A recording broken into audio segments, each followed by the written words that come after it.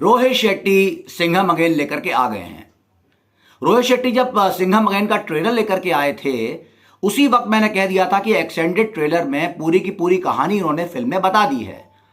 जिस तरह से उन्होंने ये ट्रेलर दिखाया था और यूट्यूब में डाल दिया था, तो जितने लोगों ने ये ट्रेलर देखा था मूवी का, उन्होंने कह दिया था कि ये पूरी इसकी कहानी जो है इस ट्रेलर में हमने देख ली है और इस फिल्म को हम देखने की कोई ज़रूरत नहीं है।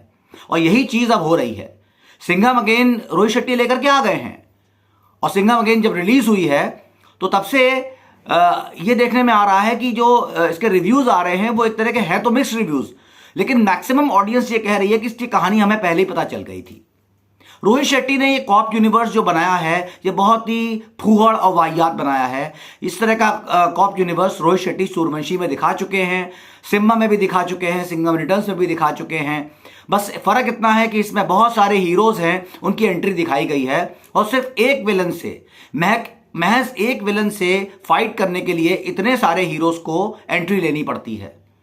रोहित शेट्टी ने थोड़ी अकल लगाई होगी तो ये सोचा होगा कि अगर हम इसको रामायण से रिलेट कर देंगे, इसमें हम दिखा देंगे कि अक्षय कुमार को हम सिंबॉलिकली जटायु की तरह दिखा देंगे कि जिस तरह से वो हेलीकॉप्टर में आते हैं, हम टाइगर श्रॉफ को दिखा देंगे लक्ष्मण के रूप में, हम रणवीर सिंह को दिखा देंगे किसी और कैरेक्टर के उसमें, तो उससे ऑडियंस को हम कैप्चर कर लेंगे या ऑडियंस का मूड हम जो है असेस कर लेंगे।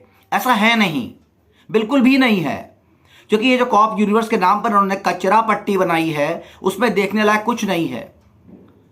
अक्षय कुमार आते हैं हेलीकॉप्टर में, टाइगर श्रॉफ को एक भी डायलॉग बोलने के लिए नहीं दिया गया क्योंकि टाइगर श्रॉफ डायलॉग बोलने लायक नहीं है। उन्होंने उसी तरह की कूद फाद करी है, एरोबिक्स किए हैं। अजय देवगन की वाइफ जिसका रोल प्ले किया है करीना कपूर ने, उसको अर्जुन कपूर किडनैप कर लेता है और किडनैप करके श्रीलंका ले जाता है और श्रीलंका ले जाने के बाद उसको रखता है और खूंखार दिखाया गया है उसको। उससे करीना कपूर को बचाने के लिए इतने सारे हीरोज की एंट्री दिखाई गई है। रणवीर सिंह भी आ रहे हैं, टाइगर श्रॉफ भी आ रहे हैं, सलमान खान का कैमियो भी डाल दिया है to add fuel to the fire. मतलब किसे बोलते हैं, एक होता है to add cherry on the cake, यहां तो to add slush on the mud. एक तरह से सलमान खान का कैमियो दिखा दिया गया है। अब वो कैमियो इतना भद्दा लग रहा है, उसकी क्या जरूरत थी? रोहित शेट्टी को क्या लगा कि एक सुपरस्टार को हम इस तरह से दिखा देंगे तो हम क्या मतलब हमारी प्रोडक्टिविटी बढ़ जाएगी?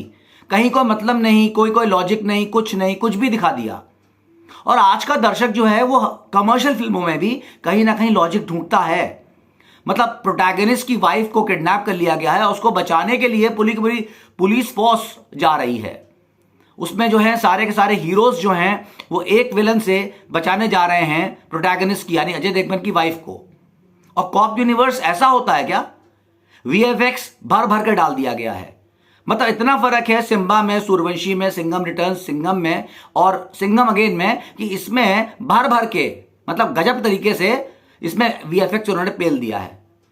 उसकी वजह से सोचते हैं कि फिल्म चल जाएगी।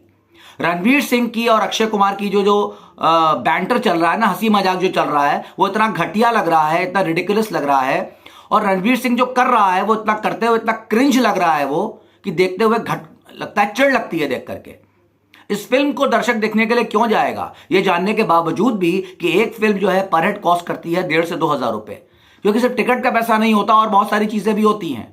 खाने पीने का सामान बहुत महंगा है आजकल मल्टीप्लेक्सेस में।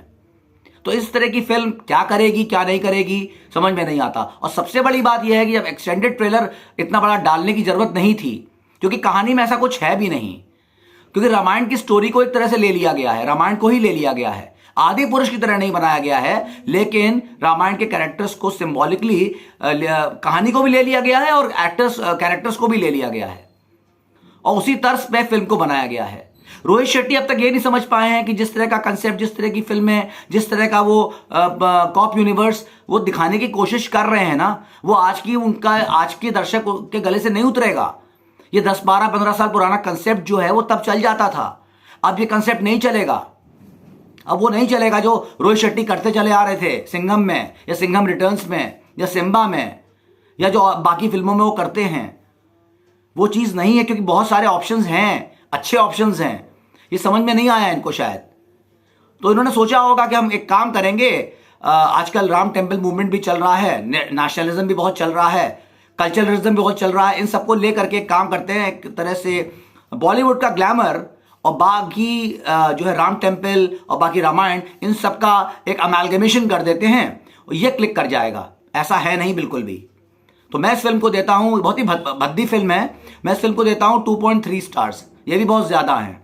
अगर आप लोग ये फिल्म को देख करके आ गए हैं तो प्लीज़ मुझे कमेंट बॉक्स में बताइए कि आप लोग क्या सोचते हैं। और अगर नहीं आए हैं देख करके तो प्लीज़ भगवान के लिए देखने के लिए मत जाइए, पैसे की बर्बादी होगी। वाहियात फिल्म है। आप लोग देख रहे थे मुझे मेरे पेज पर, प्लीज़ मेरे पेज को लाइक कीजिए, शेयर कीजिए, फॉलो कीजिए। मिलते हैं नेक्स्ट वीडियो में, तब तक के लिए बाय बाय।